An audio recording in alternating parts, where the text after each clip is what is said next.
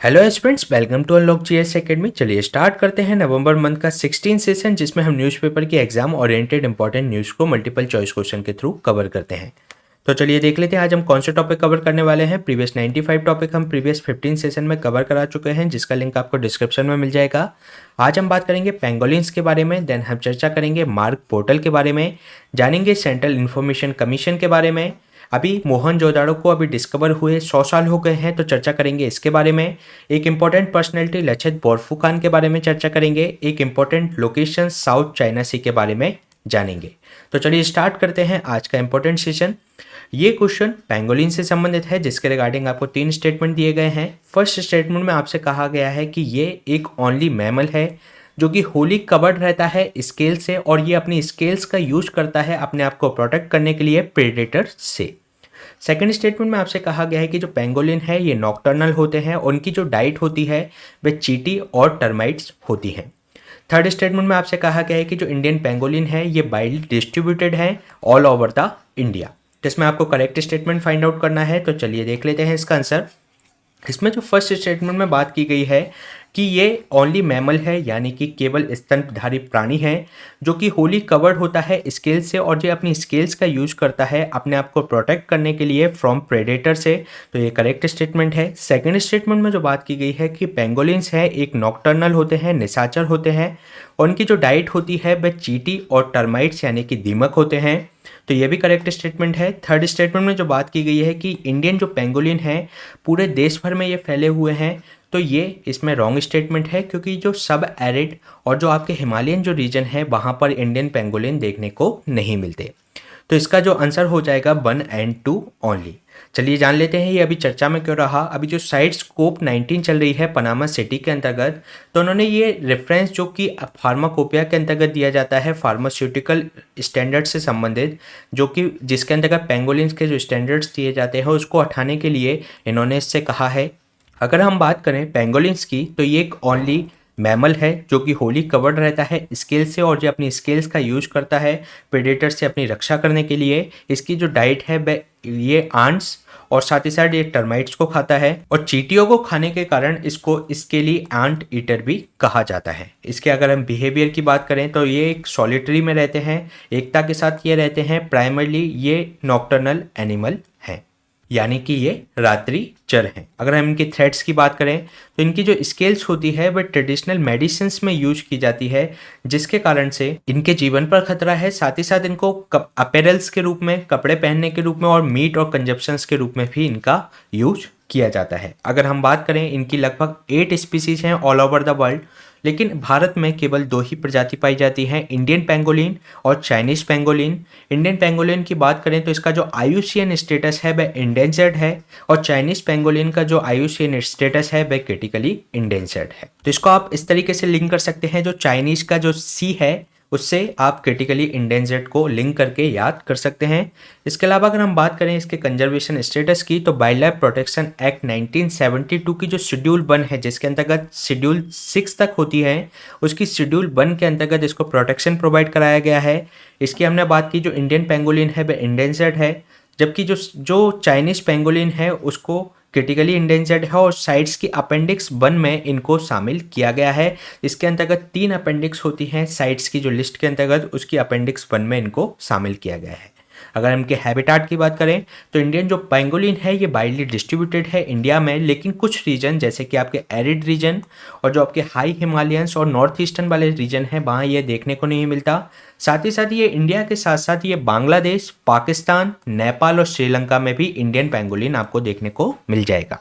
अगर हम बात करें चाइनीज पेंगोलिन की, तो ये आपके हिमालयन फुट हिल्स, जिसके अंतर्गत आपके ईस्टर्न जो नेपाल है, भूटान है, नॉर्थन इंडिया है, नॉर्थ ईस्ट बांग्लादेश है, इसके अंतर्गत ये सादर्न चाइना है, उसमें भी ये आपने को देखने को मिल जाएगा चाइनीज पेंगोलिन। अगर हम बात करें साइट्स की, तो साइट्स जो फोर्स में आया 1975 में ये फोर्स में आया, करेंटली अगर हम इसकी बात करें तो 184 कंट्रीज इसकी पार्टिसिपेटिंग कंट्री हैं और साथ ही साथ इसमें कंट्री के जो रीजनल इकोनॉमिक इंटीग्रेशन जो ऑर्गेनाइजेशन है वह भी इसके अंतर्गत शामिल हैं। इनका जो उद्देश्य है कि जो वर्ल्ड एनिमल और जो प्लांट्स हैं उनकी जो इंटरनेशनल ट्रेड होती है तो वो है इंटरनेशनल ट्रेड उनके जीवन पर कोई खतरा उत्पन्न ना करे, उनके सर्वाइवल पर खतरा उत्पन्न ना करे, इसको इंश्योर करने का कार्य ये साइट्स करती है।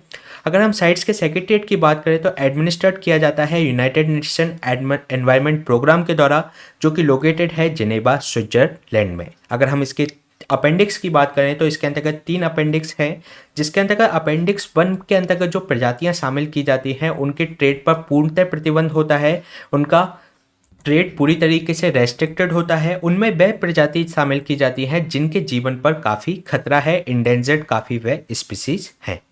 सेकंड अपेंडिक्स में वह स्पीसीज को रखा जाता है जिन पर अभी फिलहाल खतरा नहीं है, लेकिन अगर इसी तरीके से उनकी ट्रेड लगातार चलती रही तो उनके जीवन को खतरा भविष्य में उत्पन्न हो सकता है, तो उन स्पीसीज को अपेंडिक्स 2 में शामिल किया जाता है।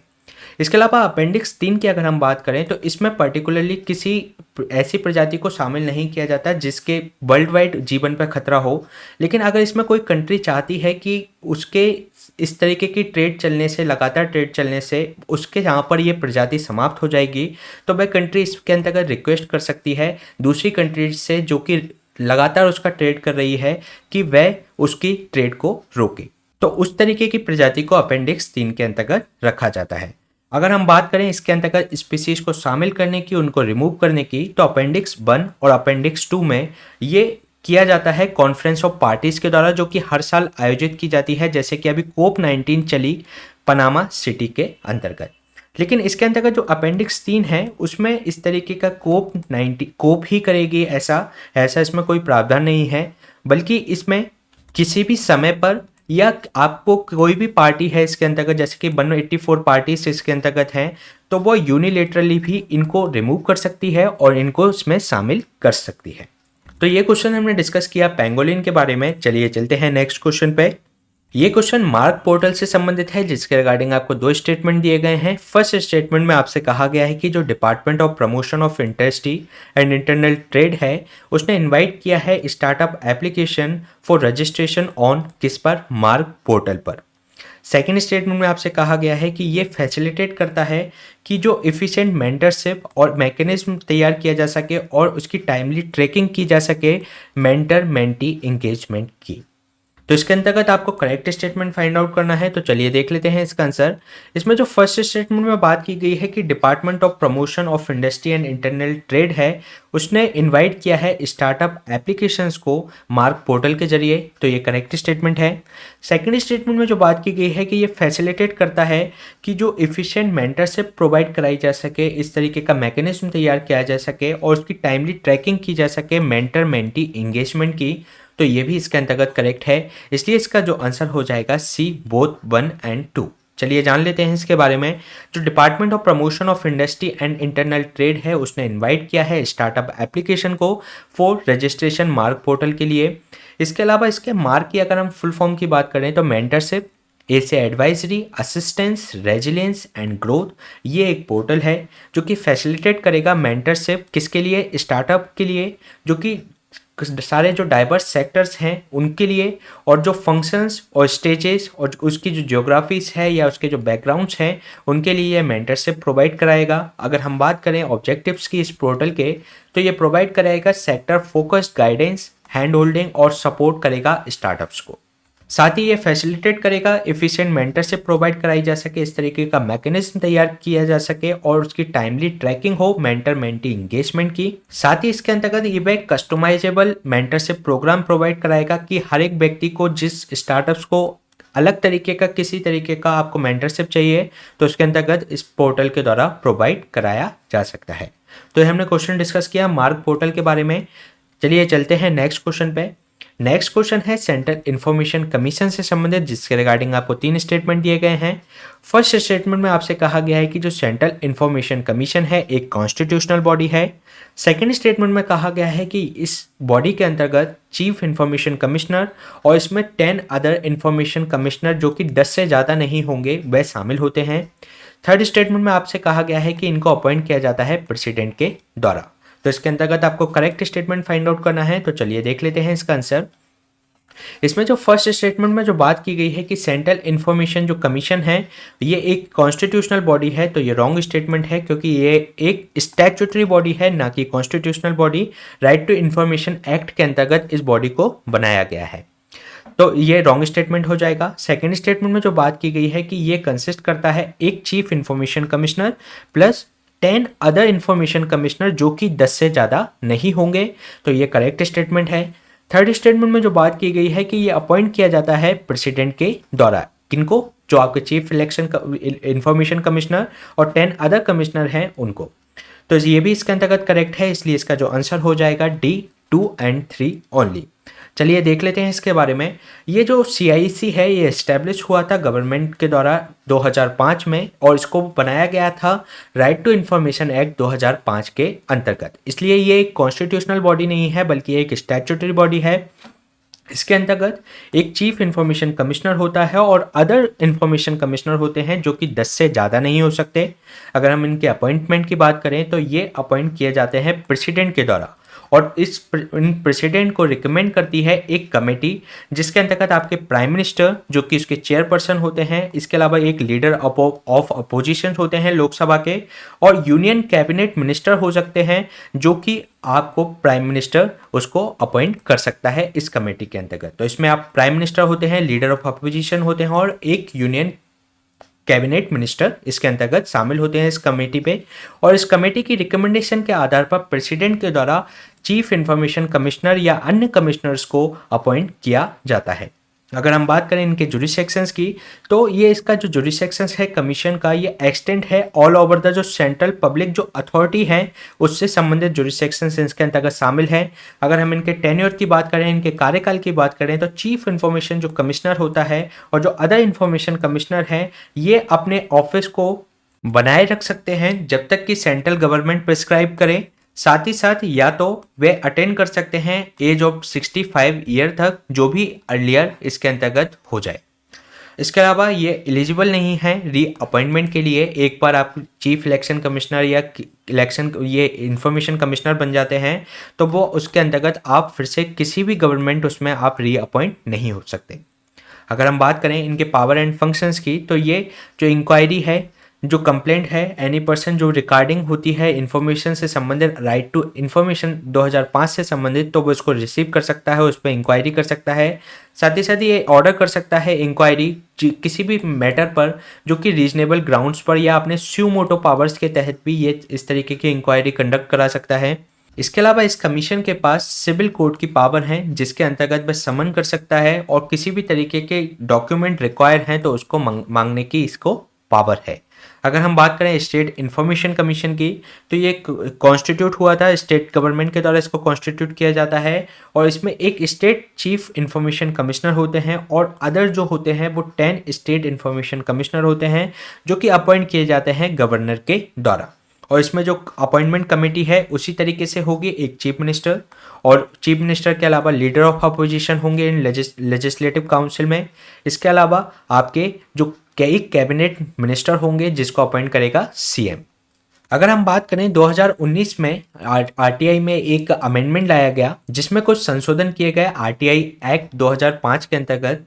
तो अगर हम बात करें तो इसकी जो टर्म के बारे में, जो चीफ इंफॉर्मेशन कमिश्नर है उसकी टर्म और अदर इंफॉर्मेशन कमिश्नर की टर्म थी वह 5 ईयर की टर्म बताई गई थी। लेकिन अब क्या कर दिया गया है इस बिल के अंतर्गत, RTI अमेंडमेंट बिल 2019 के अंतर्गत, कि सेंटर नोटिफाई करेगी कि उनका टेन्योर कितना होगा, जो आपके जो इंफॉर्मेशन कमिश्नर हैं, चीफ इंफॉर्मेशन कमिश्नर हैं, उनके टेन्योर को।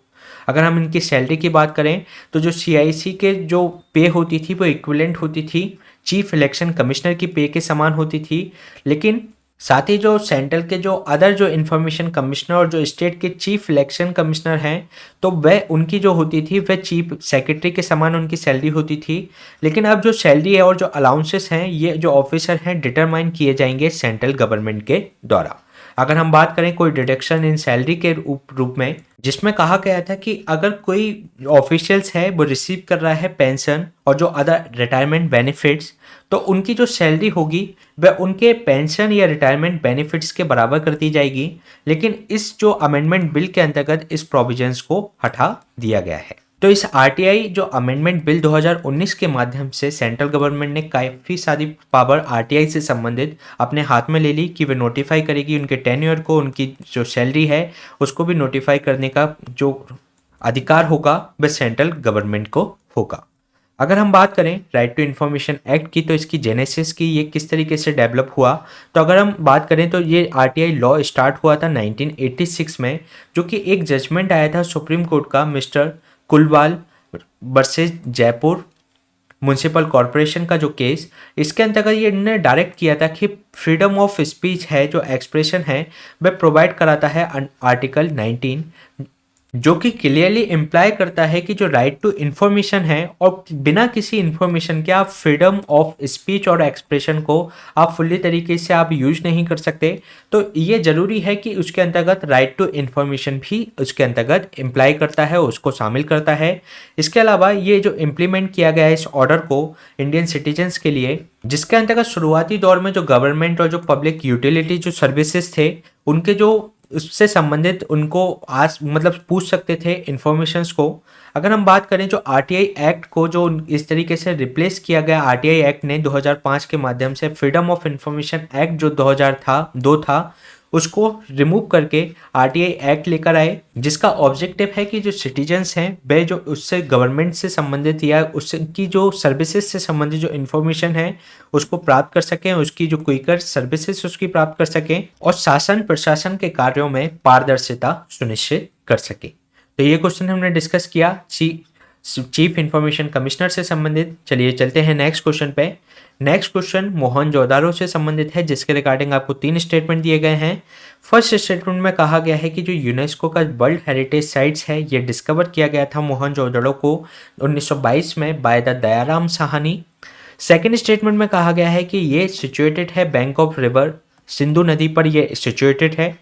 थर्ड स्टेटमेंट में कहा गया है कि ये डिवाइडेड होता है 2 सेक्शंस में। स्मॉलर जो सेक्शंस होता है वह ऊंचा है जिसको आपको सिटाडल बोलते हैं, और जो अदर है जो लार्जर है लेकिन लोअर है और इसको आपको लोअर टाउन बोला जाता है। तो इसके अंतर्गत आपको करेक्ट स्टेटमेंट फाइंड आउट करना है। तो चलिए देख लेते हैं। इसका फर्स्ट स्टेटमेंट में जो बात की गई है कि ये यूनेस्को की वर्ल्ड हेरिटेज साइट्स जो कि डिस्कवर्ड की गई थी 1922 में बाय द दयाराम साहनी, तो ये दयाराम साहनी के द्वारा नहीं बल्कि राखल दास बनर्जी के द्वारा इसको फाइंड आउट किया गया था, डिस्कवर किया गया था आरडी बनर्जी के द्वारा। तो ये रॉन्ग स्टेटमेंट हो जाएगा। सेकंड स्टेटमेंट में जो कहा गया है कि ये सिंधु नदी के तट पर यह स्थित है, तो ये करेक्ट स्टेटमेंट है। थर्ड स्टेटमेंट में जो बात की गई है कि इसको डिवाइड किया गया था 2 पार्ट में, जिसके अंतर्गत एक छोटा था और जो कि ऊंचा था और जिसको आपको गढ़ बोल सकते हैं या सिटाडेल बोल सकते हैं, और जो अदर था वो लार्जर था लेकिन निचले स्थान पर बना हुआ था जिसको आपको लोअर टाउन बोला जाता है। तो इसके अंतर्गत ये करेक्ट स्टेटमेंट है, इसलिए इसका जो आंसर हो जाएगा वह हो जाएगा 2 और 3 ओनली। चलिए देख लेते हैं इसके बारे में। ये अभी इसको 100 ईयर्स हो गए हैं क्योंकि 1922 में इसको डिस्कवर किया गया था राखल दास बनर्जी के द्वारा, आरडी बनर्जी के द्वारा। ये सिचुएटेड है bank of the river Indus पर, जो कि अभी पंजाब पाकिस्तान में स्थित है। इसमें जो कुछ इंपॉर्टेंट चीज़ें यहाँ पर खोजी गई, जैसे कि यहाँ पर एक विशाल स्नानागार देखने को मिला, ग्रेट बाथ देखने को मिला, एक विशाल अन्नागार ग्रेनरी देखने को मिली, एक ब्रॉन्ज डांसिंग गर्ल भी यहाँ देखने को मिली, एक पशुपति महादेव, और साथ ही साथ जो आपके एक बियर्ड मैन एक प्रीस्ट का भी यहाँ पर एक मूर्ति देखने को मिली, और यहाँ पे एक वुमेन कॉटन की भी एक पीस को देखने को मिला है मोहनजोदाड़ो के अंतर्गत। अगर हम बात करें आर्कियोलॉजिकल्स जो सर्वे द्वारा 1922 में राखलदास बनर्जी के द्वारा इसको खोजा गया। मोहनजोदड़ो की अगर हम बात करें तो इसको कहा जाता है मृतकों का टीला यानी कि माउंट ऑफ द डेड। ये इंपॉर्टेंट सेंटर है जो इंडस वैली सिविलाइजेशन है उसका। ये बैंक ऑफ रिवर इंडस पे स्थित है जो कि सिंध प्रोविंस पाकिस्तान में है। अगर हम इंडस वैली सिविलाइजेशन के कालक्रम की बात करें तो ये माना जाता है 2500 से 1500 BC तक इसके अगर हम सैलिएंट फीचर्स की बात करें मोहनजोदड़ो की, तो ये 2 सेक्शंस में डिवाइडेड है। एक जो सेक्शन है वो स्मॉलर है लेकिन ऊंचा है, जिसको आप गढ़ भी बोल सकते हैं, सिटाडेल भी बोल सकते हैं। और अदर जो है वो बड़ा है लेकिन छोटा है, नीचा है, और इसके अंतर्गत इसको लोअर टाउन बोला जाता है। अगर हम बात करें, ये एक मॉडल प्लान सिटी पर बेस्ड था सिविलाइजेशन के। जो इसके हाउसेस थे उसके अंतर्गत बाथरूम, टॉयलेट्स और जो ड्रेनेज सिस्टम था वो काफ़ी बेहतर था।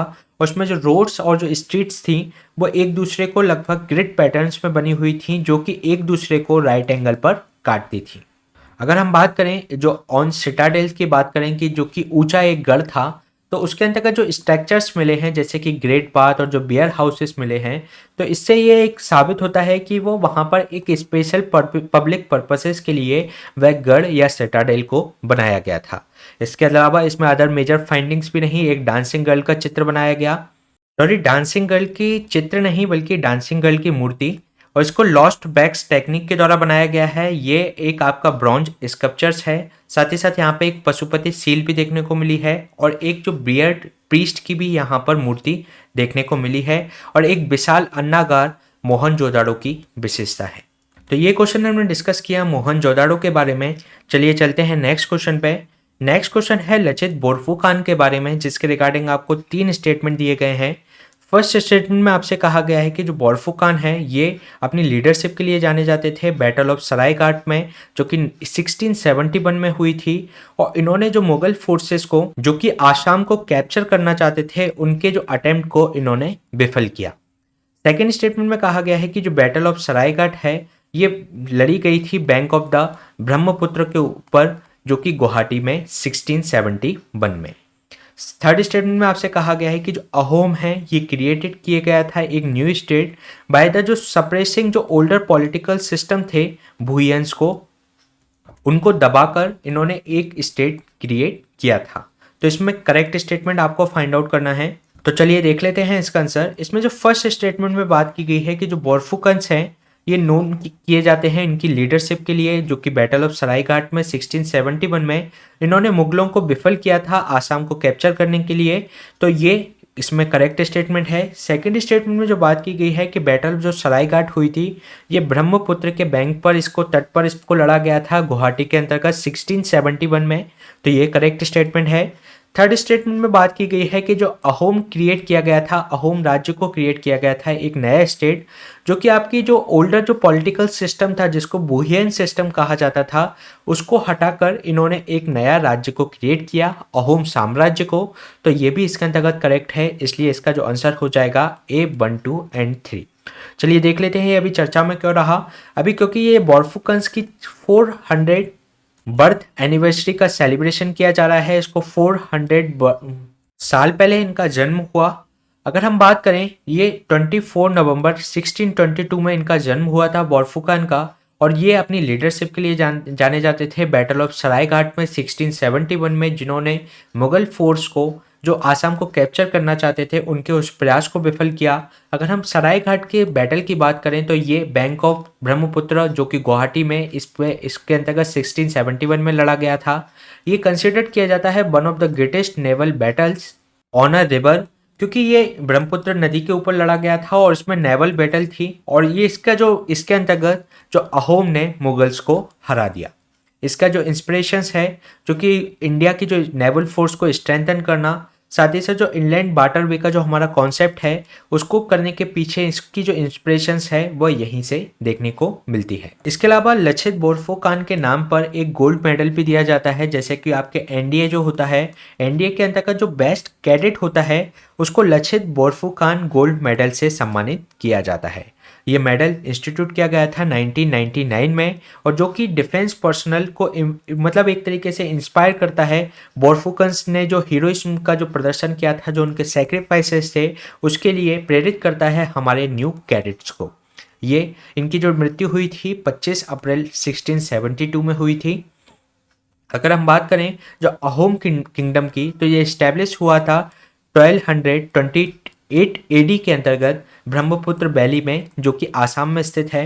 ये लगभग 600 साल तक संप्रभु बना रहा, सॉवरेन बना रहा। अगर हम बात करें इस किंगडम की, तो ये फाउंड किया गया था चोलुंग सुकौफा के द्वारा 13th सेंचुरी के रूलर थे जो, और ये लगातार 600 साल तक ये सॉवराइन बना रहा। लेकिन जब ब्रिटिश के द्वारा इसको एनेक्स किया गया 1826 में यानबू की संधि के तहत, तो इसका एनेक्सेशन हो गया। और ये ऐसा साम्राज्य था जो कि मुगलों के खिलाफ भी एक तरीके से उनके खिलाफ भी डटा रहा, जिसमें हमने बात की 1671 की सरायघाट की लड़ाई की। अगर हम बात करें इनके पॉलिटिकल सेटअप की, तो जो अहोम ने एक क्रिएट किया गया था न्यू स्टेट को, जो कि आपका जो भूयंस पहले पॉलिटिकल सिस्टम चलता था उसको सप्रेस करके, अगर हम बात करें अहोम स्टेट की, तो ये डिपेंड था फोर्स्ड लेबर पर। मीन्स यहाँ पर फोर्स्ड लेबर होती थी, और जो फोर्स जो वर्कर्स होते थे उनको कहा जाता था पाइक्स। अगर हम इसकी सोसाइटी की बात करें, तो जो अहोम की जो सोसाइटी थी डिवाइडेड थी क्लैंस में या खेल्स में, और जो खेल होता था इसको आपको कंट्रोल किया जाता था सेवरल विलेजेस को। ये सेवरल विलेजेस को आपके ये कंट्रोल करते थे खेल्स के द्वारा। और अगर हम बात करें, जो अहोम्स थे वर्शिप करते थे अपने ट्राइबल गॉड्स की, साथ ही ये हिंदू रिलीजन्स और आसामी लैंग्वेजेस को मानते थे। हालांकि अहोम किंगडम ने हिंदू रिलीजन्स को अपनाया था, लेकिन पूरी तरीके से अपने ट्रेडिशनल बिलीफ को भी नहीं छोड़ा। और इनकी जो इंटर मैरिजेस होती थी लोकल्स के साथ, तो ये एक तरीके से अहोम्स का एसिमिलेशन प्रोसेस को बढ़ाते थे आसामीज कल्चर के अंतर्गत। अगर हम इनके आर्ट एंड कल्चर की बात करें, तो इसमें जो पोइट्स और स्कॉलर्स की बात करें, तो ये इनको लैंड ग्रांट की जाती थी पोइट्स और स्कॉलर्स को, जिससे कि वह इनकरेज हों। और इसमें कई संस्कृत के जो टेक्स्ट थे उनको लोकल लैंग्वेजेस में उनको ट्रांसलेट किया गया। जो इनका हिस्टोरिकल जो वर्क था वो उसको माना जाता है बुरंजीस, और जो कि रिटर्न किया गया था होम लैंग्वेजेस में इन आसामीज में। तो ये क्वेश्चन हमने डिस्कस किया लचित बोरफुकन्स के बारे में। चलिए चलते हैं नेक्स्ट क्वेश्चन पे। नेक्स्ट क्वेश्चन है एक इंपॉर्टेंट लोकेशन से संबंधित साउथ चाइना सी है, जिसके रिगार्डिंग आपको 3 स्टेटमेंट दिए गए हैं। फर्स्ट स्टेटमेंट में आपसे कहा गया है कि जो साउथ चाइना सी है arm of the eastern Pacific ocean है साउथ ईस्ट एशिया में। सेकेंड स्टेटमेंट में कहा गया है कि ये कनेक्ट करती है ताइवान स्टेट को with the East China sea और लुजान स्टेट को विद द फिलीपींस सी।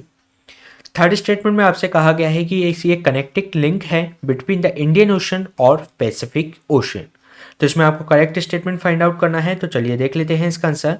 इसमें जो फर्स्ट स्टेटमेंट में बात की गई है कि साउथ चाइना सी एक आर्म है ईस्टर्न पैसिफिक ओशन की, जो कि आपकी साउथ ईस्ट एशिया में है। तो ये ईस्टर्न नहीं बल्कि वेस्टर्न पैसिफिक ओशन का ये पार्ट है, तो ये रॉन्ग स्टेटमेंट हो जाएगा।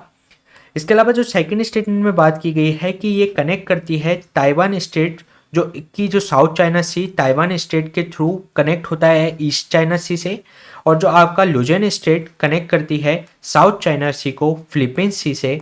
तो ये भी इसके अंतर्गत करेक्ट स्टेटमेंट है। थर्ड स्टेटमेंट में जो बात की गई है कि ये कनेक्टिंग लिंक है between the Indian ocean and Pacific oceans, तो ये इसके अंतर्गत करेक्ट है। इसलिए इसका जो आंसर हो जाएगा डी 2 और 3। चलिए देख लेते हैं इसके बारे में। जो साउथ चाइना सी का अभी कोड ऑफ कंडक्ट इसको अलाइन किया गया है इंटरनेशनल लॉ के साथ, किया जाना चाहिए ऐसा कहा गया है। इसके अंतर्गत जो आसियान के जो डिफेंस मिनिस्टर प्लस जो मीटिंग हुई थी, इंडियन डिफेंस मिनिस्टर ने इस तरीके के नेगोशिएशंस के लिए कहा। किसके लिए? कि जो साउथ चाइना सी का जो कोड ऑफ कंडक्ट है वहाँ के लिए जो इम्पोर्टेंट कोड ऑफ कंडक्ट बनाया गया है, उसके अंतर्गत जो हमारा united nation convention law of sea है, जो कि इंटरनेशनल कन्वेंशंस है, उसके साथ इसको अलाइन किया जाना चाहिए। अगर हम कोड ऑफ कंडक्ट की बात करें, तो जो आसियान एंड चाइना के बीच में इस तरीके का कोड ऑफ कंडक्ट तैयार किया गया है, जिससे कि इसका जो इंटेंट है कि वहाँ पर जो कॉन्फ्लिक्ट्स हैं उसको रिड्यूस किया जा सके। इस कोड ऑफ कंडक्ट के एवोल्यूशन की बात करें तो ये लगभग 1992 में इस तरीके का कोड ऑफ कंडक्ट बनाया गया था, और इससे संबंधित फर्स्ट स्टेटमेंट जारी किया गया था डिस्प्यूट से संबंधित। लेटर ये जो डिक्लेरेशन है कोड ऑफ पार्टी का कंडक्ट ऑफ पार्टी से संबंधित, तो ये 2002 में इसको साइन किया गया, और इसको फिर ड्राफ्ट को अडॉप्ट किया गया, गाइडलाइंस को अडॉप्ट किया गया था 2011 में। अगर हम बात करें साउथ चाइना सी की, तो साउथ चाइना सी आर्म है वेस्टर्न पैसिफिक ओशन की साउथ ईस्ट एशिया के अंतर्गत, और ये south of China, east and south of Vietnam, west of Philippines and north of the island of Borneo पर शामिल है।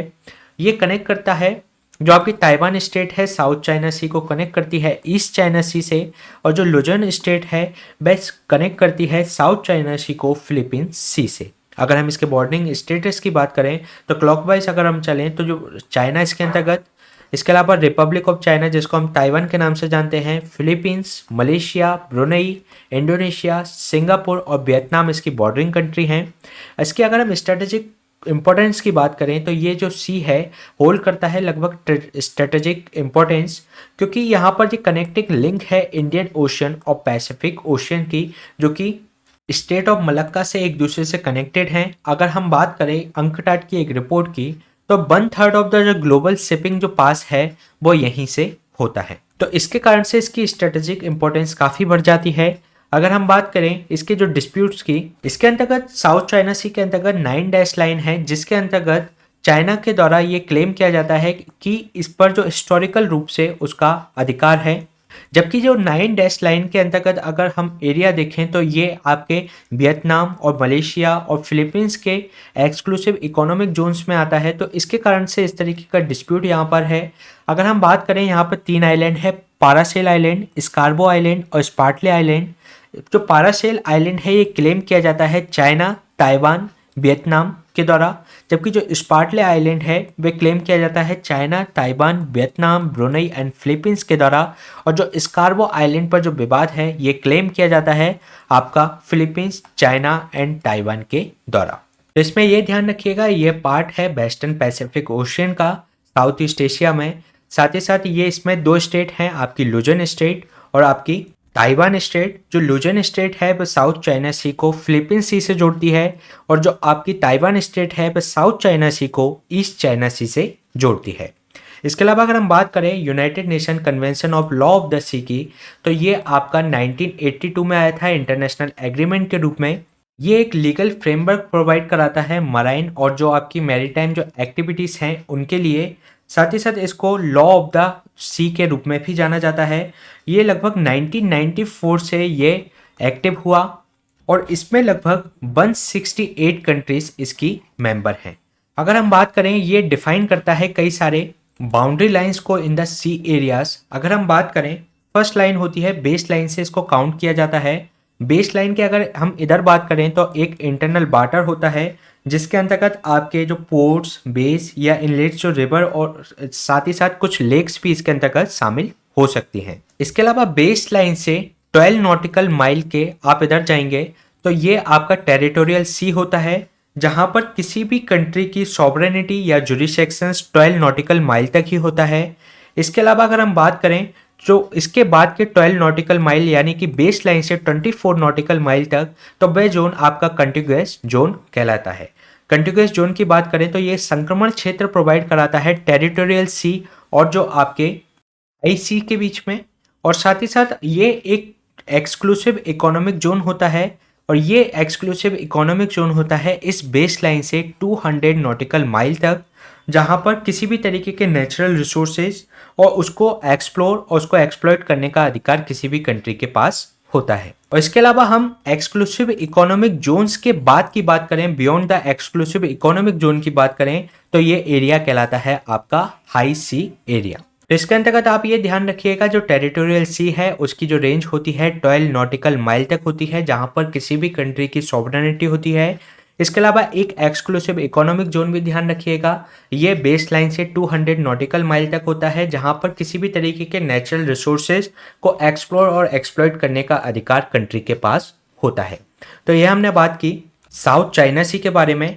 इसी तरीके के सेशन हम आपके बीच में लाते रहेंगे। Please stay tune and subscribe the unlock GS academy. Thank you.